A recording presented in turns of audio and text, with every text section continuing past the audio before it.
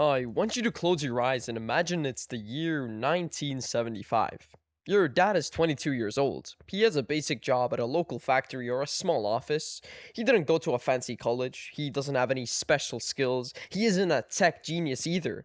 But even with the average job, he can afford a brand new car. He can afford to take your mom out every weekend. And most importantly, he bought a 3-bedroom house for $6,000.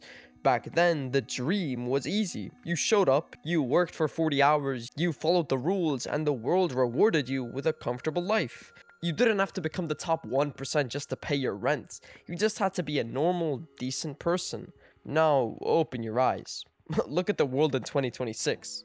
That same house your dad bought for 6,000, it's now worth about 800,000. Your rent is probably more than his entire monthly salary back then. Everything from a bag of chips to a gallon of gas is twice as expensive as it was a few years ago, but your pay hasn't moved. The golden age of the average man is officially over. The world isn't chill anymore. The game has changed. The rules have been rewritten. And if you're still trying to play by your parents' playbook, you're going to get crushed. Life is getting harder. And today we're going to talk about why and what you actually have to do to survive. Let's look at the math, because the math doesn't lie. 50 years ago, the ratio of a house price to the average income was reasonable. You could save for a few years and own your home. Today, buying a house feels like a fairy tale for most people in their 20s. We've become basically a renter nation. We're paying half of our checks to a landlord just to have a place to sleep, which means we can't save, which means we can't invest, which means we stay broke. The normal path is now a trap. In the 80s or the 90s, if you were average, you were fine. You could have a hobby, a family, a vacation once a year, but in 2026, being average is a death sentence. If you're average today, that means you're broke.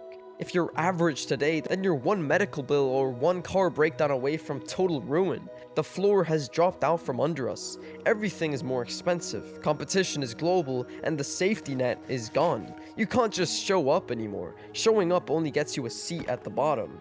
To get even just a basic, comfortable life right now, you have to work twice as hard as your grandparents did. It's not fair, it's not right, but it's reality. And then there's the biggest lie that your teachers and parents have been telling you since you were 5 years old. Just get good grades, go to a good college, and you'll be set for life.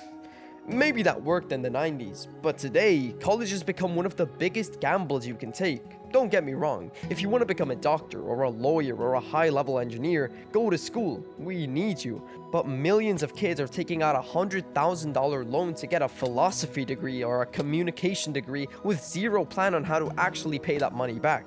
Back in the day, a degree was a golden ticket. It guaranteed you a high-paying job because only a few people had one. Now, everyone has a degree. It's just a piece of paper that shows that you can follow instructions for 4 years. You graduated at 22, you're $55,000 in debt, and the entry-level jobs are barely paying enough to cover your groceries. You were promised a career, but you were given a death sentence.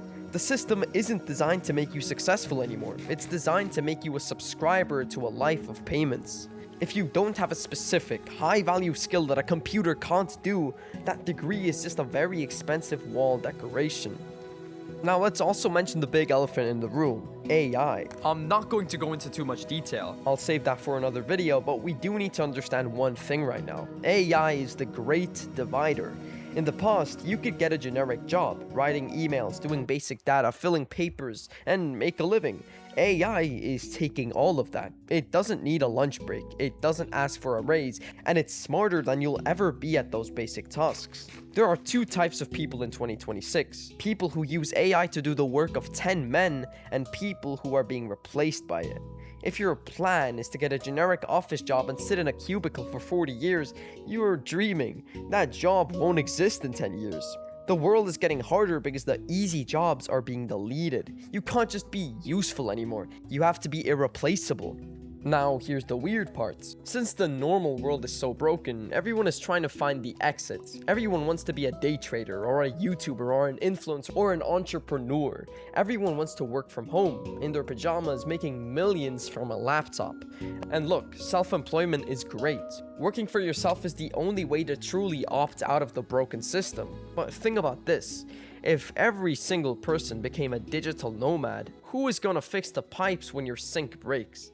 Who is going to fly the plane you want to travel with? Who is going to build the houses we can't afford? We're moving towards a world where digital jobs are crowded and physical jobs are empty. Ironically, the hard path might be the new easy path. While everyone is fighting over a few dollars in the stock market or trying to get views on a video, the guy who knows how to actually build things in the real world becomes far more successful. The world is getting harder because you've lost balance. You have too many people trying to hack the system and not enough people actually running the world. So what's the plan? If the old path is dead, what do you do?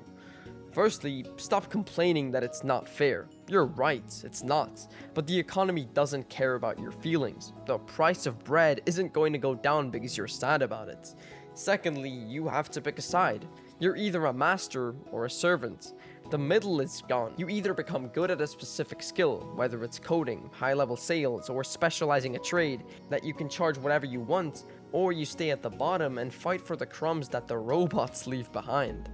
The new plan is self-reliance. You can't rely on a company to take care of you. You can't rely on a degree to save you either.